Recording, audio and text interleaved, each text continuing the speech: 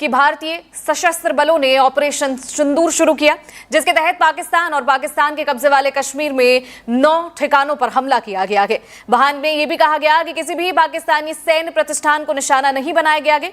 भारत की जवाबी कार्रवाई पहलगाम हमले के 15 दिन बाद की गई है और इसका नाम दिया गया है ऑपरेशन सिंदूर। यह नाम उन महिलाओं को समर्पित किया गया है जिनके पतियों की पहलगाम में 22 अप्रैल को आतंकियों ने हत्या कर डाली थी। भारतीय सेनाओं ने पाकिस्तान और पीओके के 9 ठिकानों को निशाना बनाया गया। फिलहाल क्या कुछ बड़ी जानकारी आ रही है, बुलेटिन की शुरुआत करते हैं बड़ी खबर से और आपको पल पल की एक अपडेट जो है वो देते हैं। एलओसी पर पाकिस्तान अब यहां पर जवाबी फायरिंग कर रहा है।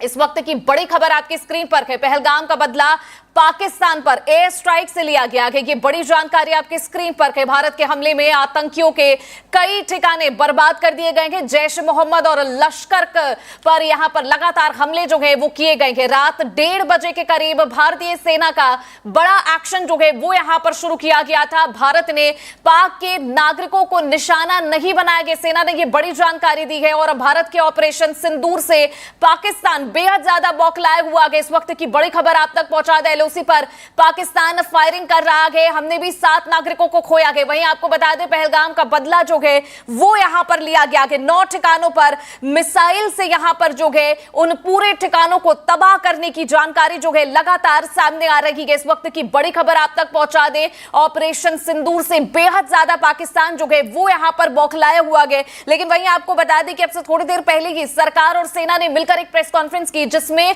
पूरे ऑपरेशन का एक जो वीडियो है वो भी यहां पर दिखाया गया जो आपकी स्क्रीन पर नजर आ रहा है कि कौन से पॉइंट को किस तरीके से ध्वस्त किया गया है और बिल्कुल सटीक टारगेट के साथ यहां पर हमले जो हैं वो किए गए और साथ ही साथ इन ठिकानों को पूरी तरीके से निशानाबूद करने का यहां पर काम जो है वो किया गया। ये तस्वीरें आपको दिखा रहे हैं, आप देख सकते हैं कि किस तरीके से यहां पर टारगेट सेट किया गया था और उसके बाद ठीक उन्हीं जगहों पर हमले किए गए। साफ तौर पर सेना की तरफ से कहा गया कि हमने किसी भी नागरिक को या फिर वहां पर सैन्य ठिकानों को निशाना नहीं बनाया गया। हमारा जो मकसद है वो सिर्फ आतंकवादियों की रीढ़ तोड़ना था और कुछ भी नहीं। इसके अलावा सेना और सरकार ने साफ तौर पर यह कहा भी है कि जो हमला पहलगाम में हुआ वो पूरी तरीके से एक कायर और बर्बर रूप में था और इसीलिए इसका जवाब देना बेहद ज्यादा जरूरी था। आपको बता दें कि यहां पर सरकार की तरफ से कहा गया है कि पहलगाम आतंकी हमले की जांच करने पर आतंकवादियों और पाकिस्तान के बीच संचार का पता चला गया, यानी दोनों के बीच में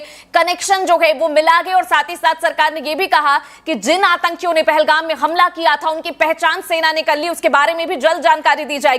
वहीं आपको बता दें कि प्रत्यक्षदर्शी और अन्य एजेंसियां जांच के आधार पर हमलावरों की पहचान जो है वो लगातार कर रही हैं और दरअसल यहां पर पहलगाम आतंकी हमले में लगभग 1 पखवाड़े बाद यहां पर जो है ये हमले किए गए हैं। वहीं आपको बता दें कि हमलों में पाकिस्तान और पाकिस्तान के कब्जे वाले जम्मू कश्मीर में 9 आतंकवादी बुनियादी ढांचे स्थलों को पूरी तरीके से निशाना बनाया गया। आप तस्वीरों में देख सकते हैं क्या तबाही जो है इस वक्त पाकिस्तान में नजर आ रही है, मंजर किस तरीके का नजर आ रहा है और किस तरीके के हमले जो है वो यहां पर किए गए हैं। वहीं आपको बता दें कि किसी भी पाकिस्तानी सैन्य सुविधा को नुकसान नहीं पहुंचा गया है। सेना ने इस बात को बार बार हाईलाइट किया है कि वो कभी भी नागरिकों को या फिर वहां के सैनिकों को बिल्कुल भी यहां पर चोट पहुंचाने का कोई भी इरादा नहीं था। ठीक वैसा ही यहां पर आपको बता दें कि उन्होंने जानकारी भी दी और कहा कि सिर्फ आतंकवादियों को निशाना बनाया गया है।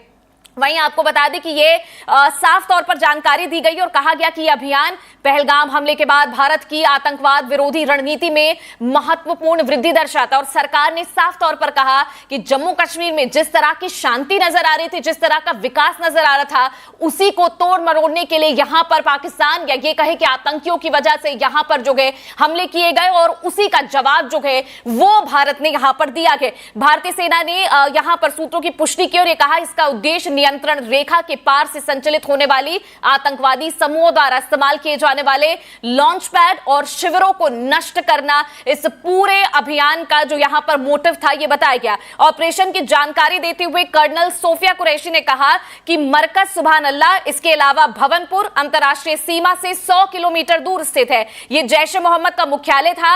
यह भर्ती, प्रशिक्षण और विचारधारा का एक केंद्र भी कहा जाता है। शीर्ष आतंकवादी अक्सर यहां आते थे। वहीं वहीं उन्होंने ये भी कहा कि कोई भी सैन्य बेस इसमें से नहीं था और यहां पर पूरी तरीके से पाकिस्तान का इस्तेमाल कर आतंकी भारत को नष्ट करना चाहते थे, लेकिन उससे पहले यहां पर यह ऑपरेशन जो है वो किया गया। वहीं आपको बता दें कि उन्होंने साफ तौर पर कहा कि अभी तक पाकिस्तान में किसी भी नागरिक को यहां पर उनके हताहत होने की कोई भी खबर इंडियन आर्मी के पास नहीं है। कर्नल सोफिया ने यह भी कहा कि मुजफ्फराबाद जैश ए मोहम्मद का एक मंच है, यह हथियार, विस्फोटक और जंगल में जीवित रहने के प्रशिक्षण का केंद्र था।